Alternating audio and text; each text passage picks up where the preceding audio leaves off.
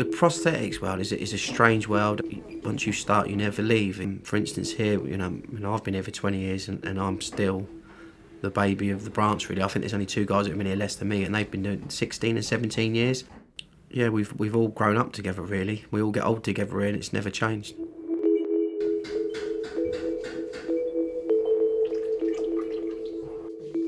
You will find a lot of patients that come here very down in the dumps. Hospitals aren't always the best places to be around. However, you do find in our department, in prosthetics, someone will come in with their chin on their chest, and once they see what's available and what they can do, and they find a lot of that out in the fitting rooms.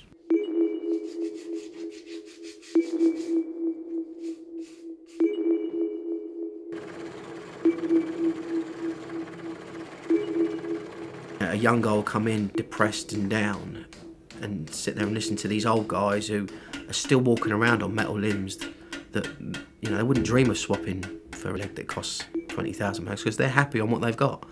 And you'll find that they'll sit there and listen to guys that are working for Amputees in Action, doing stunts on films, and they'll realise life's not as bad as it is, and they'll generally walk out, a lot happier when they walked in.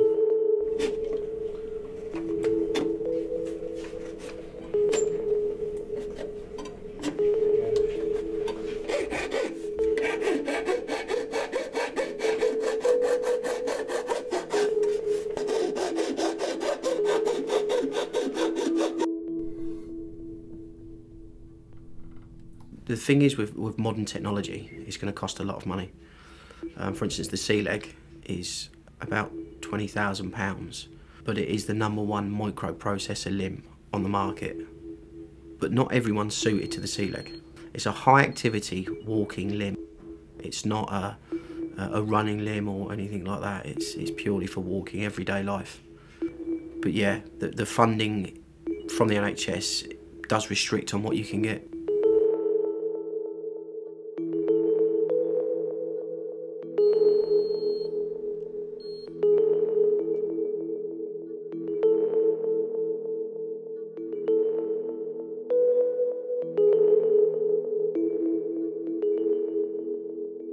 My accident happened 1974. I was 4 years old. I was messing around on a railway line, somewhere I shouldn't have been, obviously, and I touched the live rail trying to cross the track, and I got electrocuted. It hasn't affected me at all in any way because of my age that I lost it. I think to lose it as a youngster is much better. However, back then prosthetics were like dinosaurs, they were heavy, aluminium and leather and wood. So it would have affected me now because, it would have disabled me, but because of technology nowadays, I don't have any effect. I don't wish I had two legs, and I don't miss it, so. We get a lot of satisfaction out of seeing the kids come in. And the problem with the kids is not the kids, it's the parents. They're the ones that are really jumpy about what their kids are going to cope and how they're going to get on in life. But generally, a kid will put the leg on and just run up the corridor and they disappear. And the parent will be chasing them, saying, "Oh, don't run on that, don't do that. You're not going to hurt yourself." But we always say to the parent, don't treat the kids any differently. If they're going to climb a tree and fall out of a tree and break an arm, great. They've got to be able to do what their friends, and buddies are going to do. We can provide any limb that can do anything. It's whether the person is up to that. Being rude about me.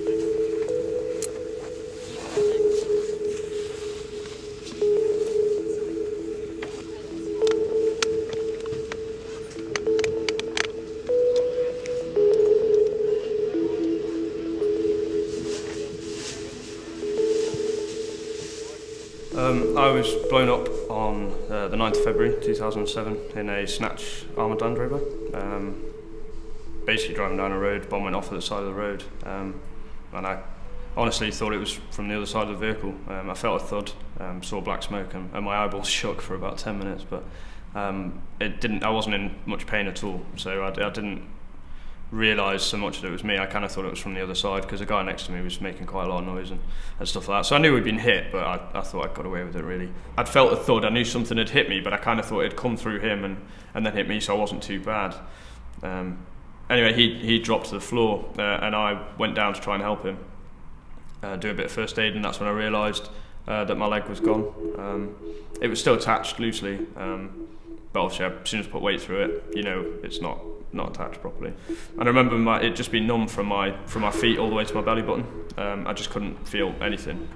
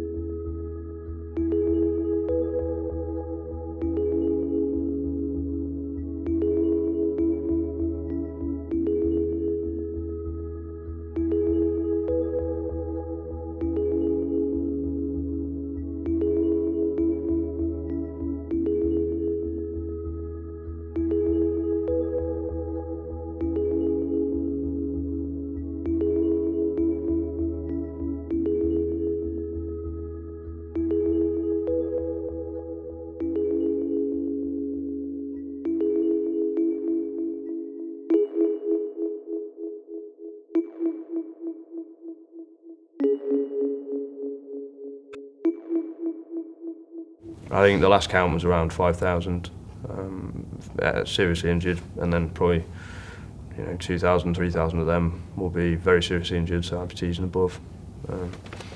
And then there's a lot of deaths. When I got blown up, a really close friend of mine died. A couple of weeks before that, a young guy died on his first tour. I think there's 1,000 of them. There's thousands and thousands of guys doing good stuff, I think. I'm very proud of what I've done, I really am. But I'm not the only one, and I think it's great how much support people are getting and how much drive people have. But yeah, no, there's a big issue and quite a good saying, I think, within the guys that we're one of few people where every day is Remembrance Day, and we have a lot to remember.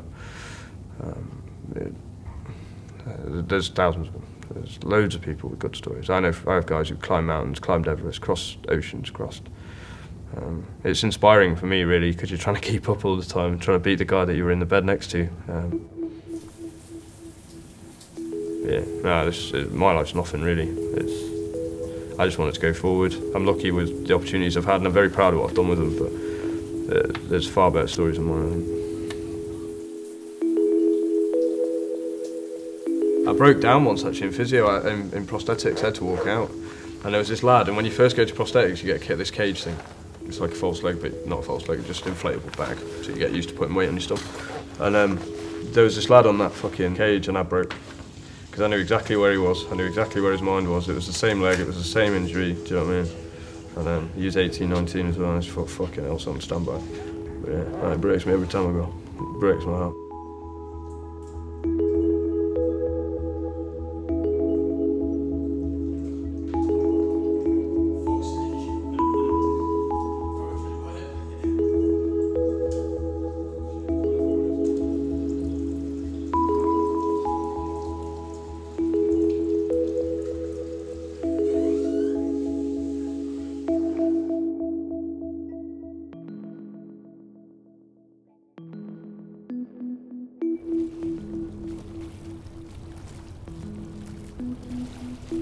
Toe in the Water is an injured service charity. It aims to re-inspire injured servicemen by taking them competitive sailing, basically. It's a rehab tool, effectively. It's a different way of doing gym work in a different environment. Now, that charity was the first time I ever sailed. I was a bit of a guinea pig for them. The physiotherapist who was the lead in starting it was the lady who taught me how to walk.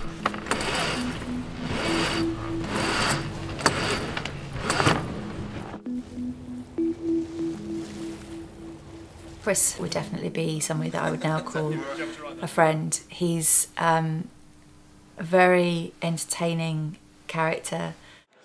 It was amazing to see how much he's come on, and how, on the one hand, supremely confident he is, but on the other hand, how open to learning and wanting to desperately be this sponge and take all this new information on and be really good at anything that he turns his hand to.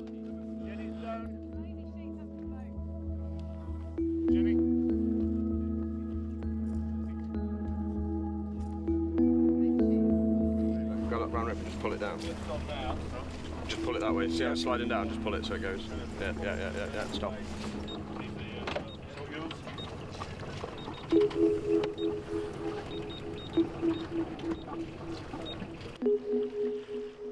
He's quite serious in trying to do a really good job, which sometimes is quite at odds with the sort of very carefree, sociable character that he is out of a work or on the water.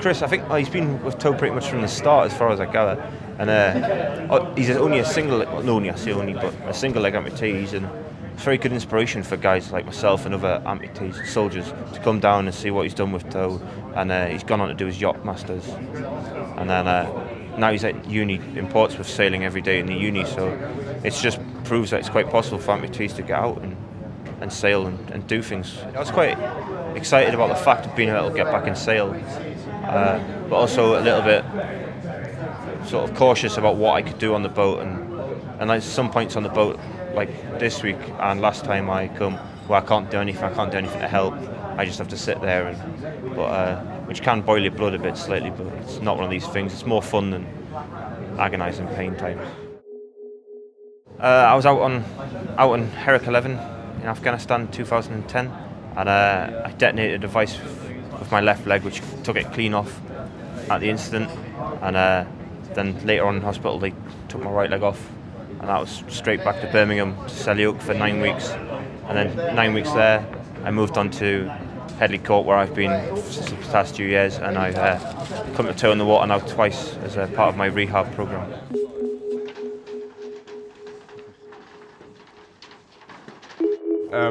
I get asked this quite a lot, actually, whether I would go back to having my legs and change everything.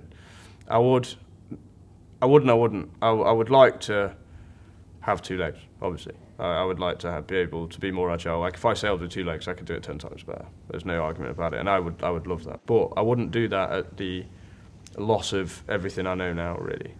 I was sort of jogging through life, really. I wasn't doing anything in particular. In my army career, obviously, which was a big thing for me, but I wasn't doing much else. I wasn't really helping anybody out, and silly things as well. I wasn't that close to my parents. I kind of blew them off, as most young men do, and it just made me grow up a lot, I think.